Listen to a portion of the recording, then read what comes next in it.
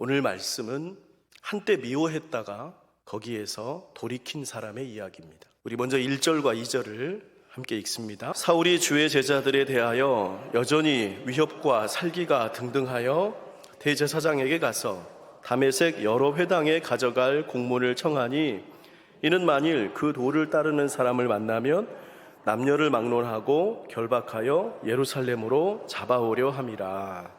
여기 등장하는 사울이라는 사람, 직업이 유대교 전문가 율법학자입니다. 그런데 마치 도망간 노예를 사냥하는 추노꾼처럼 기독교인들을 찾아서 체포하기 위해 먼 길을 마다하지 않습니다. 성경은 그가 왜 그랬는지 이렇게 표현합니다. 위협과 살기가 등등했다고요. 죽이고 싶을 정도로 미웠다는 것입니다. 근데 기독교가 그때 당시에 그럴 만한 잘못을 했던가요? 우리가 성경에서 보는 것처럼 예루살렘에 처음 생겨난 교회는 신앙생활만 열렬하게 했던 것이 아니라 과부를 비롯해서 형편이 어려운 이웃들을 열심히 도왔고 경제적인 도움에 더해 마음을 함께 나누는 사이좋은 친구로 지냈습니다. 다만 교회가 한 가지 뼈 있는 주장을 했죠. 유대인들은 성령을 거스른다고요. 유대인들은 의인으로 오신 예수님을 죽인 살인자라고요. 유대인들은 율법을 받고도 지키지 않는 사람들이라는 말을 했습니다. 교회가 내세운 그와 같은 말을 들은 사울은 참을 수가 없었습니다. 교회가 하는 많은 착한 일들, 좋은 소문은 사울에게 아무런 의미가 없었습니다. 평생을 율법학자로 살아온 그를 무시하는 말이었고 유대인의 민족적인 자부심을 멸시하는 듯한 교회의 발언은 사울을 미움에 사로잡히게 했던 것입니다. 교회 다니는 사람들을 씨를 말리고 싶었습니다. 사울에게 교회와 복음은 자기 잘났다고 떠들어대는 못된 집단에 불과했던 것입니다. 그런 사울에게 예기치 않은 사건이 일어납니다. 사울이 길을 가다가 다메섹에 가까이 이르더니 호련히 하늘로부터 빛이 그를 둘러 비추는지라. 땅에 엎드러져 들음에 소리가 있어 이르시되 사울아 사울아 네가 어찌하여 나를 박해하느냐 하시거늘 주여 누구시니까 이르시되 나는 네가 박해하는 예수라. 여기 사울은 우리가 잘 아는 바울이죠. 바울은 우리가 믿는 기독교 복음의 기초를 세운 분입니다. 성경, 신약 성경의 절반을 직접 기록했고요. 아마도 예수님 다음으로 기독교를 대표하는 인물일 것입니다. 그렇게 중요한 사람인 사울이 기독교인으로 돌아서는 장면을 기록한 이 본문은 널리 알려져 있습니다. 그런데 성경이 이 대목을 기록하면서 우리에게 보여주려는 내용이 뭘까요? 복음 때문에 상처 입었고 교회 때문에 분노에 사로잡힌 사울이 어떻게 그리스도인으로 바뀌었나입니다. 얼핏 보기에는 그냥 부활하신 예수님이 나타나셨다, 기적적인 현상으로 여겨지는 이 장면은 사실 우리 사회에서 비교적 자주 보게 되는 모습과 공통점을 갖고 있습니다. 우리 사회에서 어떤 슬픔과 분노의 일들이 일어날 때 그로 인해 주체할 수 없이 격앙된 감정에 사로잡힌 사람들은 이렇게 요구합니다. 책임자와 직접 이야기하고 싶다. 책임자에게서 책임 있는 발언들을 듣고 싶어 합니다. 그러나 보통의 경우에 책임자들은 여간에서는 나타나지 않죠. 근데 오늘 말씀 보면 저는 정말 놀랍다고 생각합니다. 여러분, 교회와 복음의 최고 책임자가 누군가요? 예수님이죠. 예수님이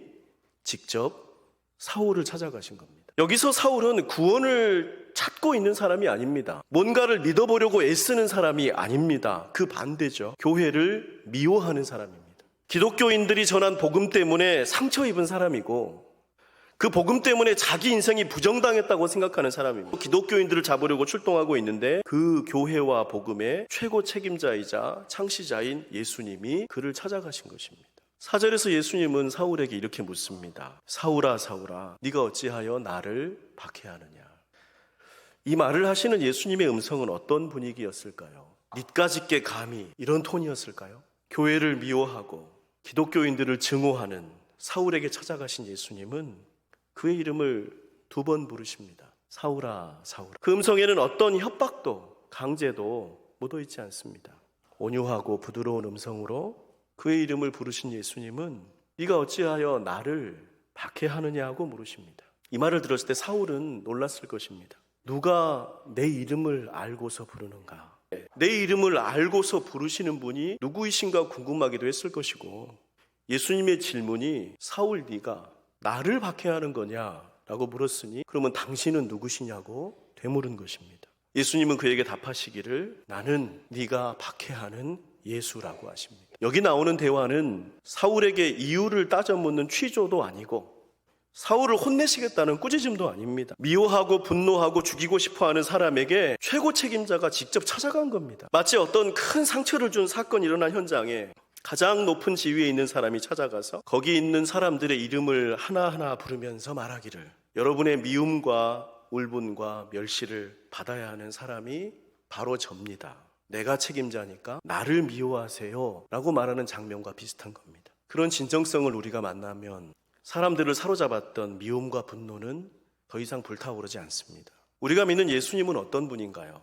예수님은 빛으로 세상에 오셨습니다. 예수님은 세상을 먼저 구원하러 오셨습니다. 사람들을 어둠에 거하지 않게 하려고 오셨습니다. 예수님은 사울에게 빛으로 찾아가셨습니다. 그를 미움이라는 어두움에서 건지신 것입니다. 사울을 미움에서 건져내기 위해서 예수님은 다른 한 사람을 더 찾아가십니다. 그때 다메섹에 아나니아라는 제자가 있더니 주께서 환상 중에 불러 이르시되 아나니아야 하시거늘 대답하되 주여 내가 여기 있나이다 하니, 이번에는 아나니아를 찾아가셔서 이르시기를 네가 사울을 만나야겠다 하십니다. 아마도 이 당시에 사울은 큰 혼란에 빠져 있었을 거예요. 누군가를 미워하던 사람이 그 미워할 대상을 잃어버리게 됐을 때, 계속해서 미워하고 싶은데 더 이상 미워할 수 없게 됐을 때, 그렇다고 금방 그 대상을 사랑하게 되지는 않습니다. 혼란스럽죠. 사울도 그랬을 것입니다.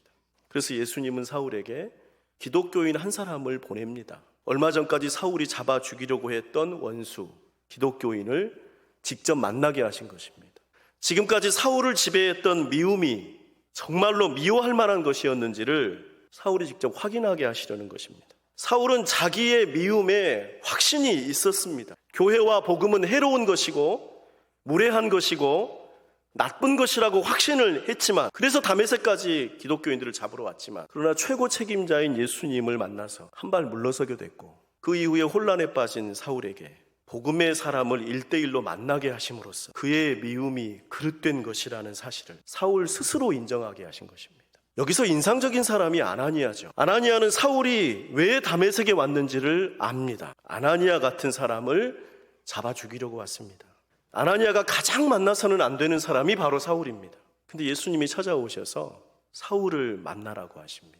아마도 그는 예수님이 생전에 하셨던 이 말씀을 기억했던 것 같아요. 또 너의 이웃을 사랑하고 너의 원수를 미워하라 하였다는 것을 너희가 들었으나 나는 너희에게 이르노니 너희 원수를 사랑하며 너희를 박해하는 자를 위하여 기도하라. 이같이 한즉 하늘에 계신 너희 아버지의 아들이 되리니 이는 하나님이 그 해를 악인과 선인에게 비추시며 비를 의로운 자와 불의한 자에게 내려주심이라. 너희가 너희를 사랑하는 자를 사랑하면 무슨 상이 있으리요?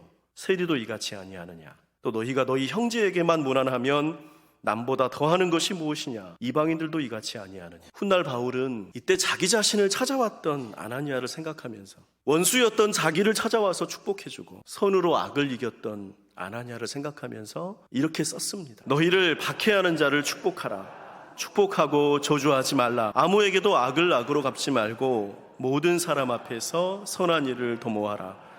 너의 원수가 줄이거든 먹이고 목마르거든 마시게 하라. 악에게 지지 말고 선으로 악을 이기라.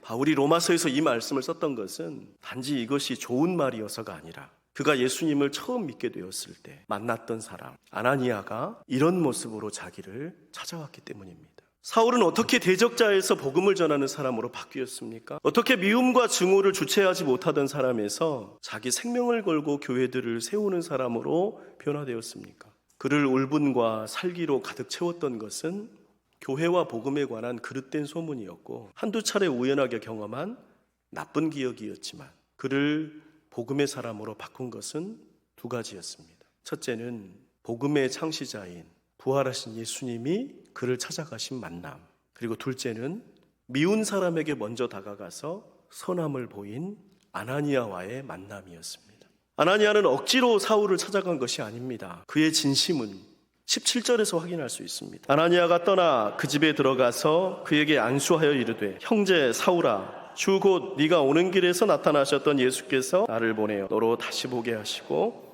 충만하게 하신다 하니, 아나니아는 사울을 뭐라고 부릅니까? 형제 사울. 아마도 기독교를 향해 마지막까지 남아있던 사울의 의심은 그가 있던 집에 들어와 손을 내밀면서 형제라고 해맑게 부르는 아나니아의 말을 들었을 때 눈녹도 사라졌겠죠. 이렇게 해서 기독교 최고의 전도자가 탄생한 것입니다. 존귀한 성도 여러분, 우리 주위에는 저마다의 합당한 이유로 미움과 분노에 사로잡혀 살아가는 이들이 적지 않습니다. 그러나 오늘 성경은 우리에게 무엇을 보여줍니까? 미움과 분노는 바뀌어야 합니다. 우리 주님이 그런 분들을 찾아가십니다. 그리고 주님은 그들을 위해 아나니아와 같은 사람을 보내십니다. 원수 같은 이들을 향해 형제라고 부르고 손을 내밀어 음식을 차려주고 선을 행하는 이들을 통해서 복음은 전파되는 것입니다. 우리 성도님들이 아나니아와 같기를 축복합니다.